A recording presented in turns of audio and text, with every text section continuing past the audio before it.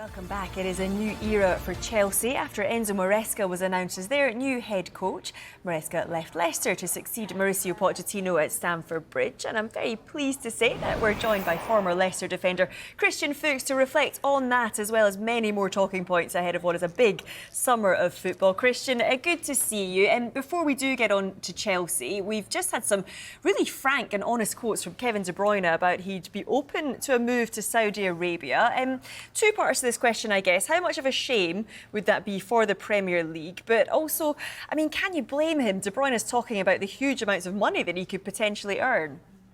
Yeah, well, in my opinion, he was one of the best players to ever grace the Premier League, especially in his prime years, right? And it was always a pleasure to watch him play, but to also play against him. You can tell by his statement that he's putting a lot of consideration into his decision making, consulting with his family, wife, what that would mean to the family. So it's not always an easy decision and not always a case of following the money, which is obviously enticing. If he leaves, I think City have already a ready-made placement with Foden as a playmaker, albeit he's a slightly different player, but I think Foden can fill those footsteps as well. OK, let's get on to Chelsea then, because a big step for Enzo Maresca taking the Chelsea job. Just one full season as a manager so far. How do you expect him to get on? Well, it's a huge step. I think he has a great schooling with Pep at City, and you also see with Arteta, right, who made the step smoothly following a similar path. The more important question for me is, will he be given the time to coach and to transmit his ideas, and will he be given the players that he wants, right? At Leicester, he definitely had the best team in a championship last season, but as far as the Premier League goes, I think the competition will be much more tough, right? And it could take more time to kind of rebuild Chelsea again, right? He's also playing European football, which just adds another burden to the whole situation. So to me, listen, this is a matter of managing expectations, and for everyone to understand where Chelsea is in this very moment and what it takes to get them where they want to be. And what about his style of play? Because we know that Maresca likes to play out from the back, dominate the ball. Did his style excite you when you watched Leicester last season? And how do you think that will translate at Chelsea?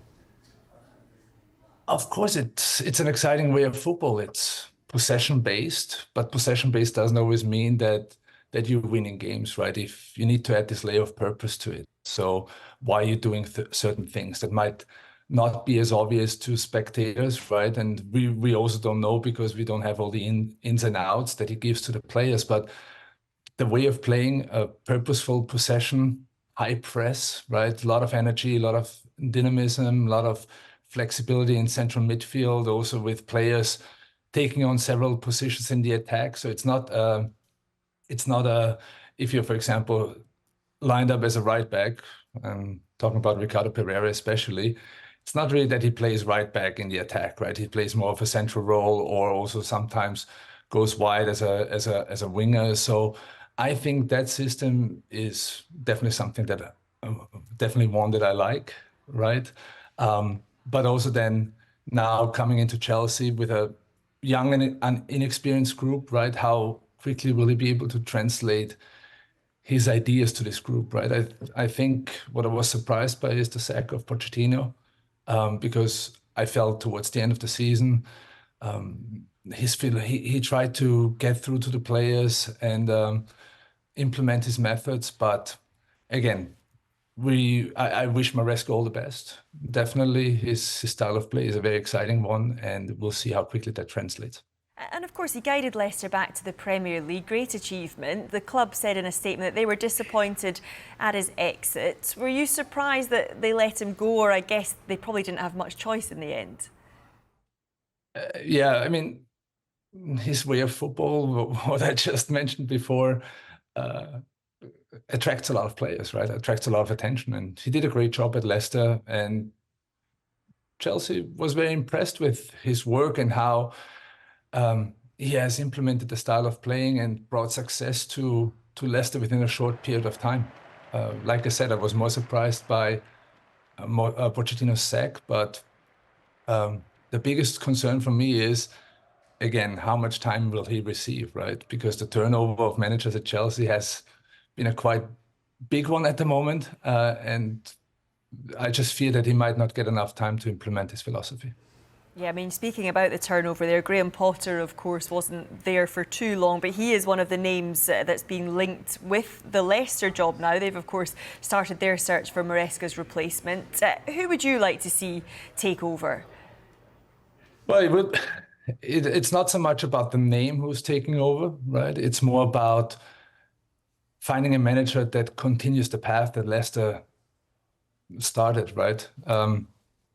It will be a challenge for the new manager, no matter who's coming in, because with the threat of a potential points deduction, key players leaving, and a need to balance the books, and things will need to happen fast now.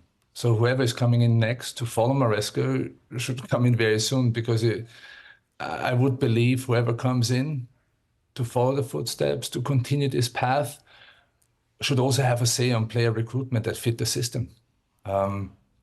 Again, for me, it's about, and that's something that Leicester obviously posted as well, to continue that they want to find somebody to continue this path, and they will need to act fast.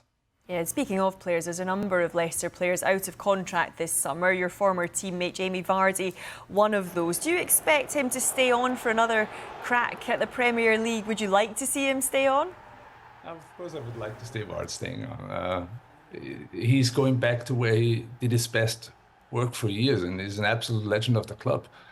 I think giving him another year is, if it is feasible for Leicester, in the current situation, would make sense.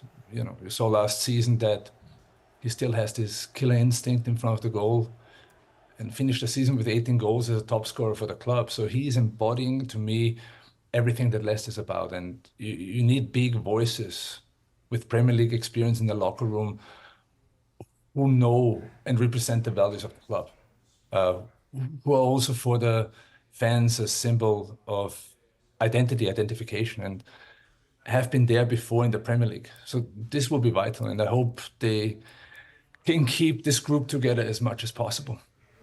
So the managerial situation at Chelsea is sorted. Lots of talk over the future of Erik ten Hag at Manchester United. They're conducting their season review at the moment. Do you think it's a little bit unfair that ten Hag perhaps still doesn't know where he stands and where he'll be next season? I wouldn't write him off all the way yet. I think he has been unlucky with injuries, and in many cases, we're talking about Casemiro, for example, right, who was under a lot of criticism, but in many cases had to play players out of position, and that can be a big struggle for any coach, because it impacts the work and the implementation of your system, of your ideas. So nobody should forget that. But despite all those circumstances, he won two trophies in his time at United, and I would consider this a relatively successful period. However, I know the demands of a huge club as Man United are immense, and the new owners may have different ideas. Christian, just finally, let's talk matters in the MLS. Another good win for your team, Charlotte FC, beating Atlanta 3-2 on Sunday. How pleased are you with the way the team is playing right now?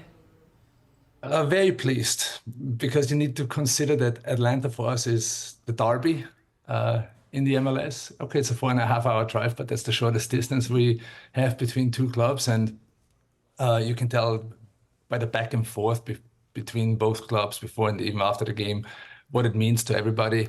The atmosphere in the stadium was electric. We had 2,000 fans traveling with us, and overall there were over 60,000 people in the stadium watching the game. So I would say the first half, Atlanta looked probably a little bit more of a threat, but the team stayed resilient and weathered the expected storm. And at the break, we made a couple of changes for the second half, which then saw us controlling the game much more better defensively, and didn't really allow Atlanta to create any attacks. And at the end, we scored two amazing goals, and especially the third one, which I want to point out.